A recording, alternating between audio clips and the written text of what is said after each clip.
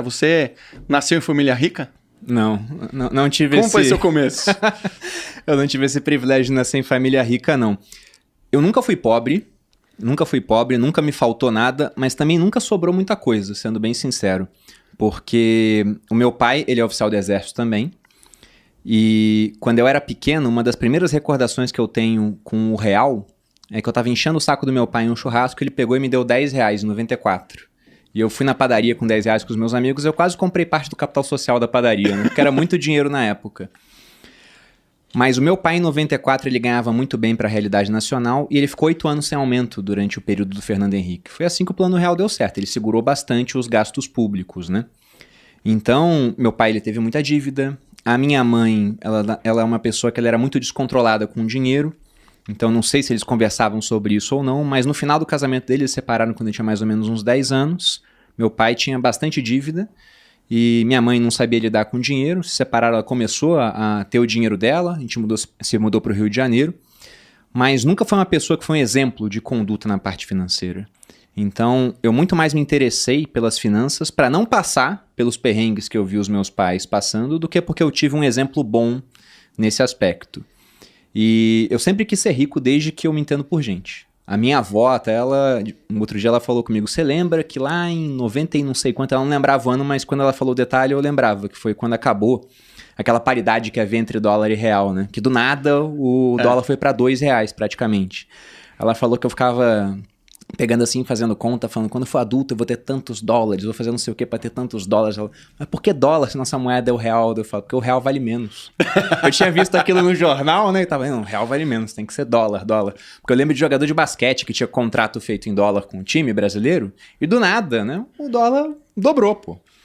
E eu falei, não, moeda é dólar. Teve uma época que era 0,98, 0,98 reais, $1. Eu falei, cara, estamos bem pra caramba. E pra você ver como é que meu pai foi azarado ainda.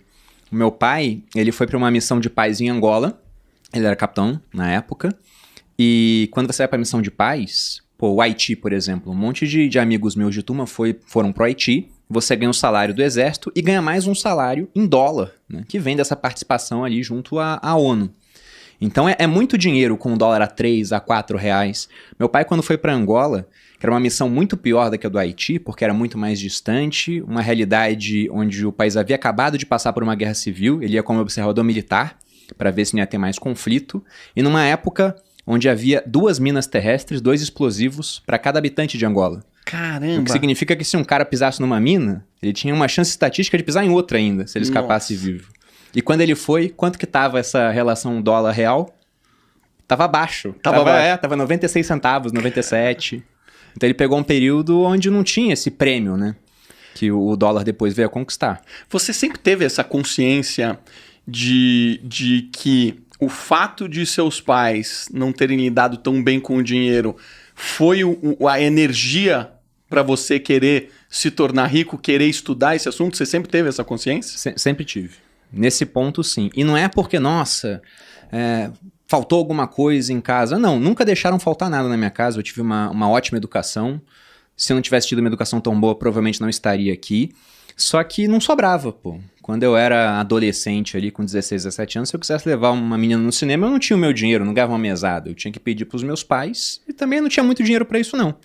Até um dos motivos pelos quais eu escolhi ir pro exército foi isso, porque assim que você entra no exército, você passa a ter uma remuneração, um soldo. É pouquíssima coisa, né? Na minha época, hoje eu não sei quanto é que tá, porque vai tendo reajustes por conta da inflação.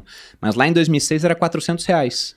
Só que eram os meus R$400. R$400 era o salário? Isso, como aluno, né? Na SpaceX, que fica lá em Campinas, e depois você vai automaticamente pra AMAN. Era 400, e eu lembro que na época R$400 dava pra fazer alguma coisa. Eu não gastava com moradia, porque era internato, ficava lá durante a semana. A alimentação, podia comer no quartel o quanto eu quisesse. A comida não era lá muito boa, né? Mas comia lá. E tanto que nessa época eu conseguia fazer sobrar um pouquinho desse dinheiro ainda, que hoje parece que é pouquíssima coisa, mas a gente tem que voltar aí no tempo, né? 15 anos para ver como é que era. E meu primeiro investimento foi feito com o meu primeiro salário. Eu peguei R$100 dele, fui no Banco Real. Eu tinha 2 opções de banco para abrir conta na época. O Exército só trabalhava com essas 2 para os alunos. Ou era Banco do Brasil ou Banco Real.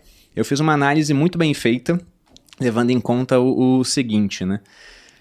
Na palestra do Banco do Brasil, onde eles falavam, abre conta aqui com a gente por tais e tais motivos, era só os funcionários concursados do Banco do Brasil, né?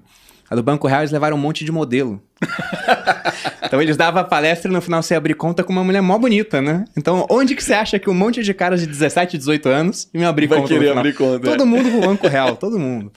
E eu fui abrir no Banco Real também.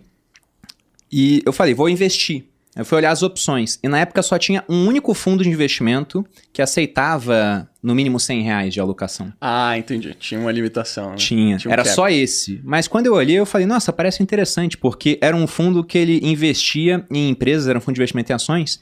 Eles falavam, a gente só vai investir em empresas que têm uma certa preocupação ambiental, não estão envolvidas com corrupção. Então seria os primórdios do ESG que está na moda hoje, né? Uhum. Então era mais ou menos isso. Aí eu coloquei o dinheiro lá, em 2 meses, era 2006, tudo subia na nossa bolsa, os 100 viraram 140. Aí nessa hora que a chavinha mudou na minha cabeça. Eu sempre quis ser rico, né? Eu não sabia o como. A hora que eu olhei isso, nossa, 40% em 2 meses. Aí eu peguei uma calculadora, comecei a fazer contas de juro composto e falei, não, daqui a pouco eu tô na capa da Veja, lá, de braço cruzado assim de lado, o novo milionário da bolsa. Nunca aconteceu. 2008 teve a crise, mas como eu comecei ganhando, acho que isso me incentivou a querer estudar cada vez mais esse mercado. Se eu tivesse começado perdendo, talvez eu fosse mais uma daquelas pessoas que falam, esse negócio não é pra mim, investir é só coisa de rico e não teria tentado mais, né? Não sei. Nunca saberemos. A realidade é uma só, né? Aí, cara, então você faz esse primeiro investimento, dá retorno impressionante, que é um negócio assim, cara, conseguir 40% hoje, em 2 meses, é um negócio praticamente impossível de se conseguir, né? O Bitcoin negativo é impossível. O Bitcoin deu 1000% em 12, né? Agora tá caindo, mas mesmo assim é um baita de um retorno. Continua caindo? Cai, sobe, depende do referencial. Quem comprou, por exemplo, na máxima tá perdendo um bom dinheiro. Ele chegou a bater acho que uns 350, 360 mil e tava 180 ontem, né? Hoje deve estar, sei lá, eu vi que tava subindo no começo do dia, não acompanhei mais. E de repente, um pouquinho sem acompanhar muda muita coisa. Já aconteceu de eu gravar um vídeo de manhã pra falar de Bitcoin, gravei de manhã pra subir à noite, falei, vai estar atualizado, já tava totalmente desatualizado, o preço tinha mudado pra caramba, então é muito volátil. Mas você falou, é um ótimo retorno, se a gente pensar em termos percentuais, porque em termos absolutos eu saí de R$100 pra 40, né? Sim, é. Pra 140, então R$40 não era muita coisa. Pagava um cinema, um lanche no McDonald's, de umas coisas a mais, assim. Mas essa questão do retorno percentual alto, ela me mordeu ali na época. Foi o que te chamou a atenção, você falou, cara, você pensou, dá pra ganhar um dinheiro aqui? Pensei. De início, eu falei, bom, tem que estudar mais. E minha primeira compra direta de ações foi pouco tempo depois, porque eu pensei assim, tem o fundo, só que o fundo tem uma taxa de administração. Por que eu não faço isso diretamente? Né? Para que pagar uma taxa para um gestor e escolher para mim? Olha a arrogância do garoto de 17, 18 anos, né? Por que eu preciso de um cara especializado que faz isso 24 horas por dia para escolher para mim? Eu posso fazer sozinho. E aí, eu peguei uma Veja na época para ler, e a capa era do Ike Batista. Ele era o homem mais rico do Brasil na época e falava que ia ser o homem mais rico do mundo, né? E a revista falando bem dele, eu falei, poxa, se esse cara é tão rico assim, acho que é uma boa virar sócio dele. Falei, vou comprar alguma ação que ele tem aí listada em bolsa. E na época eu só tinha dinheiro, passou um tempinho para eu ter juntado esse dinheiro, para comprar um lote da MMX, que era a mineradora dele. Eu lembro. E comprei mais ou menos um lote também, isso foi no ano de 2007 já, e praticamente em um ano dobrou. Porque naquela época tudo estava subindo muito. Não sei quem investia nessa época, mas você comprava Vale, dobrava. Você comprava Banco do Brasil, era 80% no ano. Comprava Petrobras. Eu lembro. Tudo subia. Eu tinha um amigo que só comprava Vale e Petrobras. Não, meu pai investia... Meu pai começou a investir em 2006, até foi uma influência para mim nessa época. Depois ele acabou parando. Isso é até um ponto, né? Ele entra no final desse ciclo e depois ele acaba parando. É porque no final do ciclo isso atrai as pessoas, esses retornos muito grandes, né? Quando cai na massa, né? Provavelmente já estamos no final do ciclo. Mas o meu pai ele investia em fundo de investimento do Banco do Brasil que cobrava 4% ao ano para comprar a Vale e Petrobras. Ai, que loucura. Era uma época que hoje a gente não consegue mais acreditar, né?